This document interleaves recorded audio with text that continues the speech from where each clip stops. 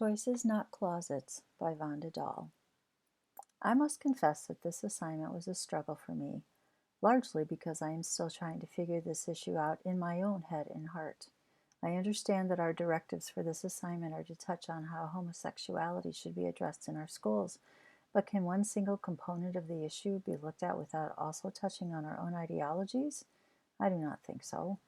The fabric of our lives is composed of the warp and woof of the homes we were raised in, the influential people along the way, and all the experiences that encompass our journey.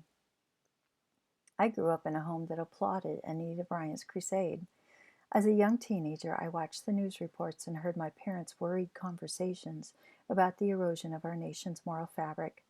But as I grew into adulthood, I formed deep and lasting friendships with some who later admitted to being gay.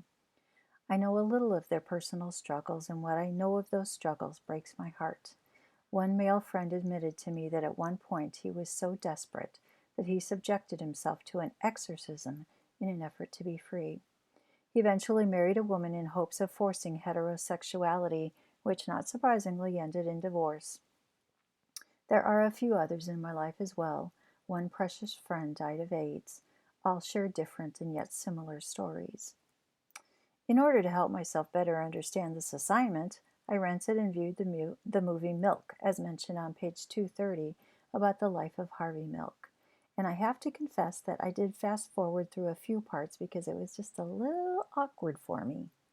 I had hoped the school founded and his name would be mentioned, but it was not.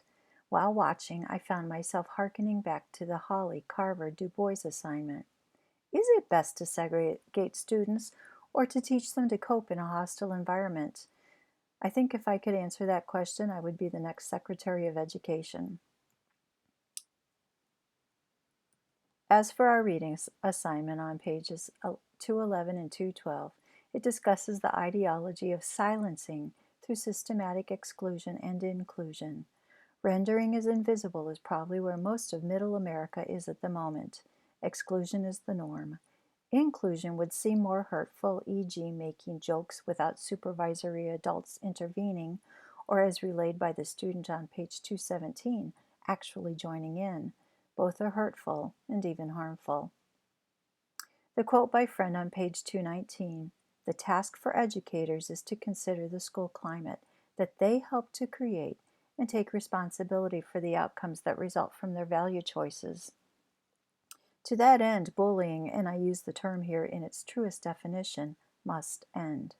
In the hallway, in the locker rooms, on the bus, all students have the right to feel safe.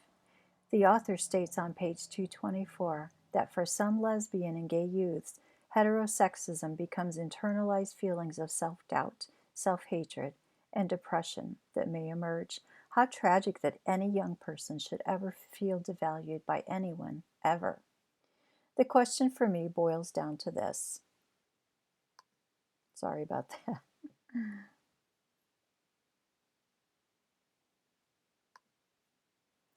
The question boils down to this. Is it the place of publicly funded education to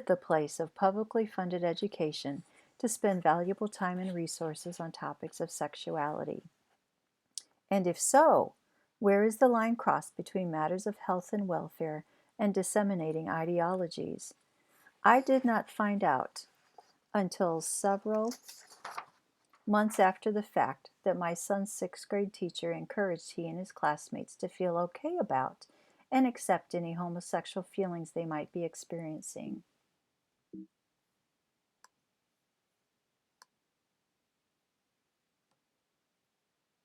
If I had known those conversations were going to happen in the classroom, I would have wanted the opportunity to discuss it with my son while the moment was fresh.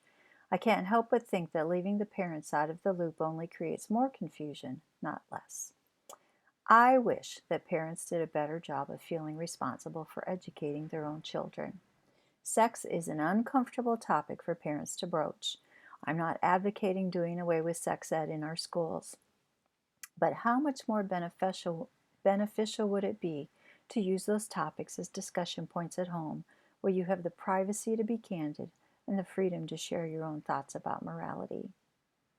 It is clear, on page 235, that for lesbian, gay, and bisexual students, the tragedies they may experience do not center around being homosexual, but are a result of being hated or devalued or having who they are systematically silenced. So I ask, will programs, curriculum, or sensitivity training change the climate for anyone and everyone who is different from the norm? Honestly, I do not think so. I think instead of trying to isolate each group, e.g., African Americans, Native Americans, gays, lesbians, etc., we as an educational body should just focus on doing the right thing. Let's teach our students to be kind, to filter what they say, to put themselves in the other person's shoes, be tolerant of those who seem different or scary or odd. When I was a kid, the old adage was, practice the golden rule. Treat others the way you want to be treated. It seems so overly simplistic, but think how radically different life would be, this world would be, if we all practiced it. In conclusion, I believe societally, we sometimes confuse acceptance with respect. The conversation should never begin with, I accept you even though you are, fill in the blank, black, gay, nerd, weird. Rather, the conversation should center around, I accept you as my fellow human being, unconditionally. You do not have to earn it. My respect, however, you must earn by how you live your life.